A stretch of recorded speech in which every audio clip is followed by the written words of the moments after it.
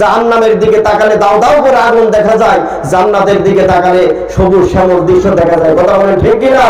আজকে সম্মানিত উপস্থিতি, দুনিয়ার ভিতরে যদি কোনো জায়গায় আগুন লাগে, সেই আগুন নেভানোর জন্য পানির গ্যালন গ্যালন পানির প্রয়োজন হবে। পদ্মা, মেঘনা, যমুনার পানি দিয়ে সে আগুন নেভানো সম্ভব হবে। কিন্তু জাহান্নামের যে আগুন আল্লাহর ওই সমস্ত নিকৃষ্ট বান্দাদের জন্য প্রজ্বলিত করে রাখা হয়েছে, সেই আগুন পদ্মা, মেঘনা, যমুনার পানি দিয়ে নির্দেশনা করা হলে ঠিক না?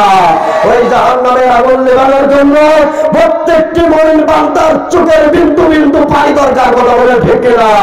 আজকে রাত্রের আমের ঘুমটাকে হারাম করে দিয়ে চোখের পানি ছেড়ে দিয়ে সেই সমস্ত বান্দারা আল্লাহর রাসূলের জন্য এই কোরআন শোনার জন্য ময়দানে এসেছে, আজকে এই কোরআনের আঘাত করা হয়, কোরআনের কর্মীদেরকে জেলখানায় বন্দী করে রাখা হয়, তাদেরকে মুক্ত করার জন্য বাংলার মুসলমান কারা কারা জীবন বাজি দিয়ে রাজপথে রাখতে পারে আছে।